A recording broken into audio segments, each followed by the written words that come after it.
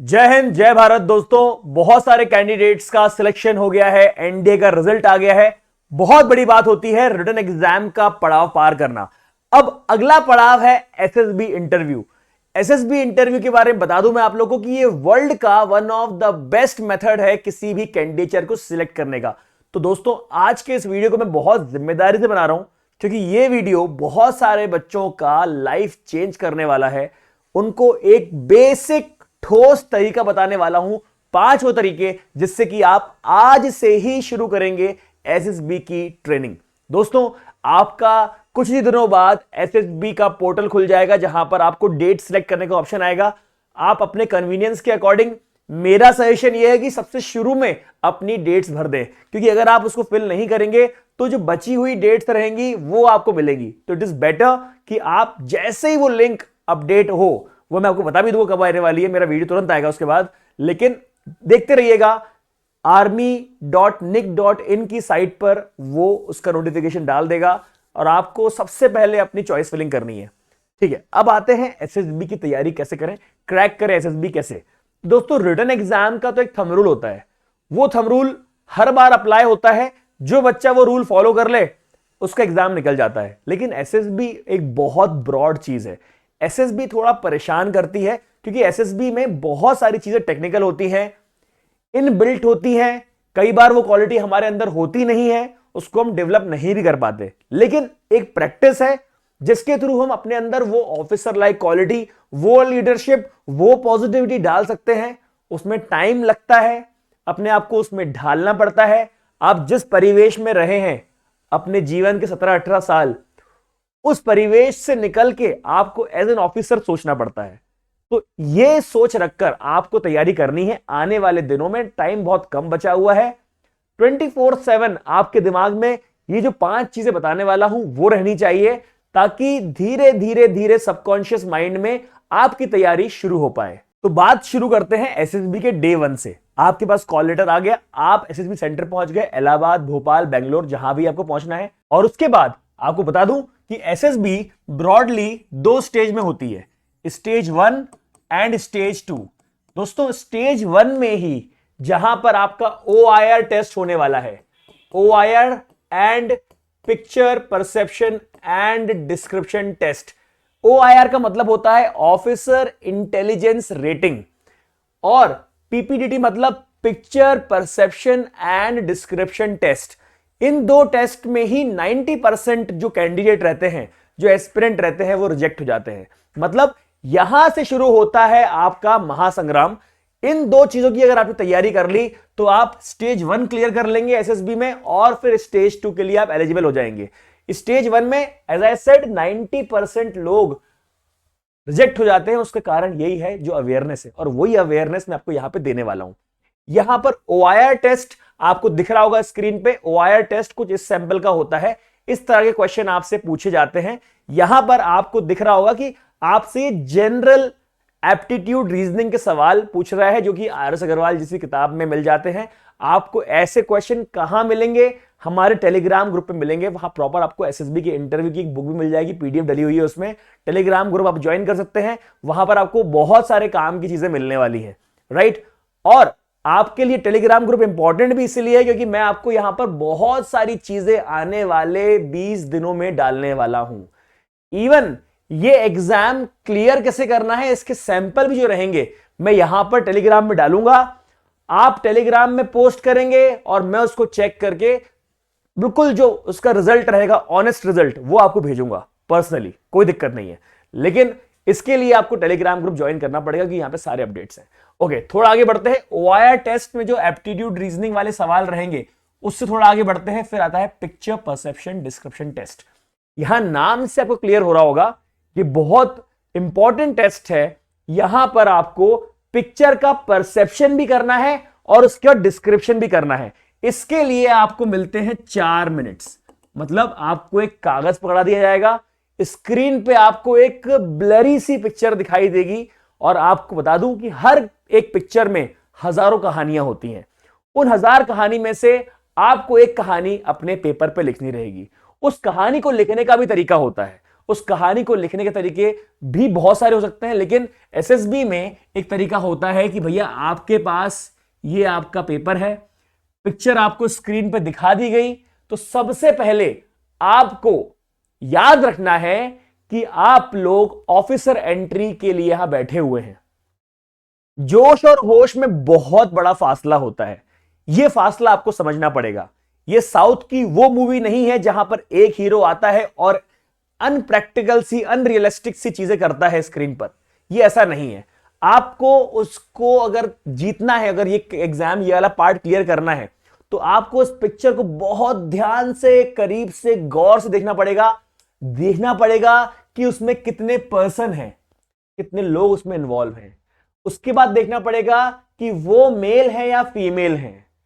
फिर देखना पड़ेगा कि वो किस मूड में है, खुश हैं, दुखी हैं कि न्यूट्रल हैं। फिर देखना पड़ेगा कि उनमें से आपका हीरो कौन है। आपको ये बात समझनी पड़ेगी कि अपना हीरो जिस तरह आप मूवी में डिसाइड कर लेते हैं, वैसे ही आपको उसमें अपना हीरो, जिसको आप खुद मानेंगे, वो लड़का हो या लड़की कोई दिक्कत नहीं है, उसको आप खुद की तरह मानेंगे और प्रैक्टिकल की सिचुएशन लेके चलेंगे। उस स्टोरी में हो सकता है कोई एक्सीडेंट का एक पिक्चर आपको परसीव हो रहा हो सकता है किसी गांव में बाढ़ आ गई हो सकता है किसी गांव में कोई गुंडे आ गए हो। मतलब एक प्रॉब्लम सॉर्ट ऑफ उसमें आपको दिखेगी और उसी प्रॉब्लम से आपको उभार कर निकालना है विथ प्रैक्टिकल सॉल्यूशन। अब पिक्चर परसेप्शन, मतलब परसेप्शन तो आपने कर लिया कि भाई ठीक है, वहां पे कौन कौन मौजूद है, कितनी एज है। तो जो आपने बोला कि इसमें कितनी एज है, तो एज के लिए आप लोग पहले पर्सन गिनते हैं। पर्सन का आपने देखा कि भाई इसमें एक फीमेल और 2 मेल हैं, 3 लोग थे हमारे पूरे पिक्चर में जो हमने परसीव किए। अब वो 3 लोग आपने गौर से देखने के बाद समझा कि ये 3 लोग किस मूड में हैं। समझ में आया आपको? किस मूड में हैं। हो सकता है फीमेल दुखी हो और दूसरा मेल दुखी हो। मतलब यहां पे 3 आपके कैरेक्टर थे जो आपको स्क्रीन पे दिख रहे थे। एक मेल दुखी है तो नेगेटिव कर दिया उसको अपन ने दुखी के लिए, खुश है तो पॉजिटिव कर दिया। तीसरी फीमेल है जो कि दुखी है तो आपने उसको नेगेटिव कर दिया। हो सकता है कि एक इंसान और हो जो कि न्यूट्रल हो, तो आप उसके नीचे एन लिख देंगे, उसमें कोई कॉम्प्लिकेशन नहीं है। आगे बढ़ते हैं। वैसे तो आपको किसी की पिक्चर देख के एज का अंदाजा बहुत क्लियरली, प्रिसाइजली नहीं आता, लेकिन स्टिल आप लोग उसको एक गैस मारेंगे सिचुएशन के हिसाब से, कंडीशन के हिसाब से, और उसमें आप लोगों को उसकी एज लिखनी पड़ेगी। जैसे कि ये फीमेल है, वो 16 साल की है, ये मेल है 40 साल का है, ये दूसरा मेल है, ये 30 इयर्स का है। तो लगभग आपके अकॉर्डिंग जो भी उसकी एज आती है वो लिखेंगे। अब आप मुझे बताइए, आपने इतनी मूवीज देखी हैं, क्या मूवीज अचानक से प्रॉब्लम को लेके आ जाती है? नहीं, पहले वो अपने कैरेक्टर का इंट्रोडक्शन देता है आपको। पिक्चर में शुरू में ही सबको समझ में आता है कि भाई ये मम्मी, ये पापा, ये गांव का सिचुएशन है, इस गांव में गरीबी है, या इस गांव में बाढ़ आने वाली है, पानी की कमी है, या फिर यहां पर ये रोड चलने वाली है जहां पर ये बंदे का एक्सीडेंट होने वाला है। मतलब आपको पूरी भूमिका जो है बांध दी जाती है मूवीज में। वैसे ही भूमिका आपको यहां पर बांधनी है। आपका जो आंसर होता है वो बहुत इलैबोरेटिव होना चाहिए, लेकिन 1 लाइनर होना चाहिए। एक एक लाइन में या मैक्सिमम 2 लाइन में आपको पूरी सिचुएशन, पिक्चर का बैकग्राउंड, एग्जिस्टेंस, परेशानी और उसका कंक्लूजन, ये सारी चीजें आपको देनी पड़ती हैं। मतलब मैं आपको बताऊं कि आपने पहले यहां पर इंट्रोडक्शन लिखा, यहां पर इंट्रोडक्शन लिखा। इंट्रोडक्शन में बनती है पूरी भूमिका। भूमिका बनती है कि भाई असल में कहानी में हो क्या रहा है। गांव की सिचुएशन है, शहर की सिचुएशन है, और उसमें आपको जिस तरह मूवी में बताया जाता है कि एक लड़की थी, गांव में रहती थी। कौन से गांव में? महाराष्ट्र के कोंडा गांव में रहती थी। उसके पिताजी माताजी के साथ रहती थी। 16 साल की लड़की थी, उसको पढ़ाई करने का बड़ा शौक था, मां बाप के पास पैसे नहीं थे। मतलब, या फिर एक पर्सन था, वो अपने जीविका चलाने के लिए जॉब पर जाता था। दिल्ली का एक सीन है जहां पर वो हाईवे पे जा रहा था, जल्दबाजी में उसका एक्सीडेंट हो गया। या फिर कोई चोर बैग चुरा के ले गए, तो बैग चुरा किसका ले गया कि नेहा नाम की एक लेडी जिसकी उम्र 34 इयर्स की थी, वो अपने बुजुर्ग माँ बाप के साथ जा रही थी ट्रेन में, वहां पे किसी ने उसका बैग चुरा लिया। ऐसी एक सिचुएशन जहां पे भूमिका पूरी बांधते हैं आप, जितनी आप भूमिका बांधते हैं आप भी मूवी से तभी अपने आप को जोड़ पाते हैं जब आपको उस पूरे के पूरे सिचुएशन को विजुलाइज करने की शक्ति मिले। तो जब तक आप अपने रीडर को, जो आपका पीपीडीटी टेस्ट लेने वाला है, उसको पूरी विजुलाइजेशन नहीं कराएंगे, वो ब्लैंक रहेगा, तब तक आपकी ये पीपीडीटी टेस्ट नहीं निकलने वाला। तो भूमिका ऐसी बनानी कि आपको पूरी पिक्चर, गांव, रोड, पहाड़, गरीबी या जो भी सिचुएशन है वो पूरी विजुलाइज करानी पड़ेगी, राइट। तो आपको इंट्रोडक्शन में भूमिका बांधनी रहेगी और उसके बाद आपको बताना पड़ेगा कि यहां पर प्रॉब्लम क्या है। प्रॉब्लम क्या है, ये सब लोग सब प्रॉब्लम नहीं है तो अच्छी बात है। प्रॉब्लम है क्या दिख रही है आपको? अगर उसमें एक्सीडेंट का सीन है, रॉबरी का सीन है, किसी की हेल्प करना है, हॉस्पिटल का सीन है, वहां की प्रॉब्लम का आपको एनालिसिस करना पड़ेगा। और हर प्रॉब्लम को सॉल्व करने में आते हैं चैलेंजेस। तो आपको वहां पे चैलेंजेस क्या फेस करने पड़ रहे हैं। उस इंसान के पास अकेला है, उसका एक्सीडेंट हो गया, उसका ब्लीडिंग हो रही है, ये इसकी प्रॉब्लम है, या फिर बाढ़ आ गई है, लोगों के पास अब पीने के लिए पानी नहीं है, ये सिचुएशन है, या फिर हॉस्पिटल का सीन है कि शायद ब्लड नहीं मिल रहा है किसी पेशेंट को, वो वाला सीन है। प्रॉब्लम क्या है वो। और उसके बाद फोर्थ पॉइंट रहेगा इसका कंक्लूजन से पहले। कंक्लूजन तो अपना लास्ट होता है, याद रखिएगा कंक्लूजन बहुत मेन है। ये कहानी वेब सीरीज की तरह, ये मत बोल देना कि part 4 will be release soon, season 5 will be release soon, ऐसा नहीं होगा। ये मत बोल देना सीजन 6 के लिए सब्सक्रिप्शन ले लो। इसमें कंक्लूजन क्लियर होना चाहिए, मतलब उसी स्टोरी में कंक्लूजन होना चाहिए, और it should be very practical.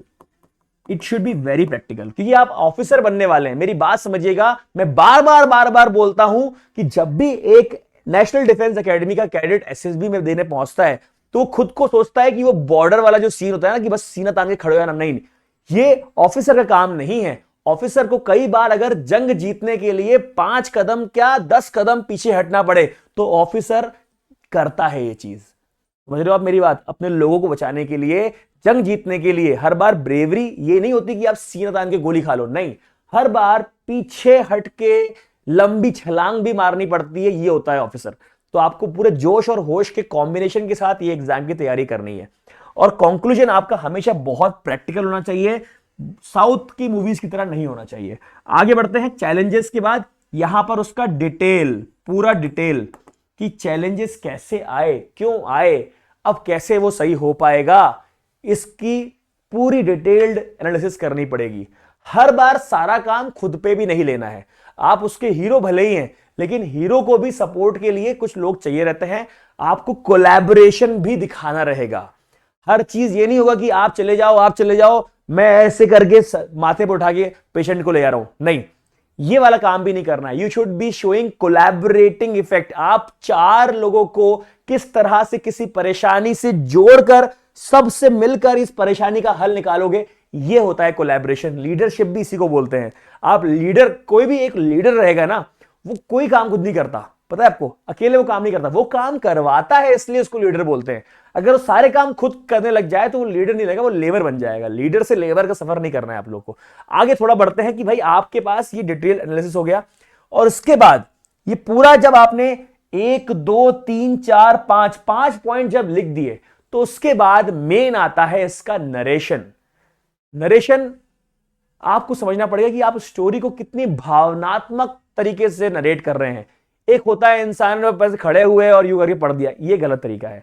कितनी अच्छी तरह से उसको आप नरेट कर पाते हैं, कितनी अच्छी तरह से आप अपने जो वहां पे ऑफिसर्स हैं उनको एक्सप्रेस कर पाते हैं, ये बहुत जरूरी चीज है। तो ये कुछ पॉइंट्स हैं जो आपको समझना रहेगा ओआईआर एंड पीपीडीटी टेस्ट में, जहां पर 90% बच्चे फेल हो जाते हैं, पास कर नहीं पाते हैं। बाकी स्टेज 1 अगर आपको मेरा वीडियो पसंद आया हो तो प्लीज उसको शेयर करिए and do comment in chat box. I will surely bring stage 2 इन 2 और 3 डेज। अगर आपको पसंद आया, मेरे और क्या डाउट्स है इस कमेंट बॉक्स में लिखिए। सारे डाउट आपके, जितने भी आपकी दिक्कतें आ रही होंगी, मैं हर डाउट का सॉल्यूशन लेके आऊंगा नेक्स्ट वीडियो में। कुछ परेशानी का सॉल्यूशन शायद मैं निकाल पाऊं, अगर हो सकता है कि कोई परेशानी का सॉल्यूशन मैं ना निकाल पाऊं तो मैं एक्सपर्ट से हेल्प ले लूंगा इस चीज के लिए, लेकिन आपके लिए हेल्प लेके आऊंगा, right. Thank you very much आज को वीडियो देखने के लिए। जिसको पसंद आया हो लाइक और शेयर करना ना भूलिएगा। Thank you very much. जय हिंद।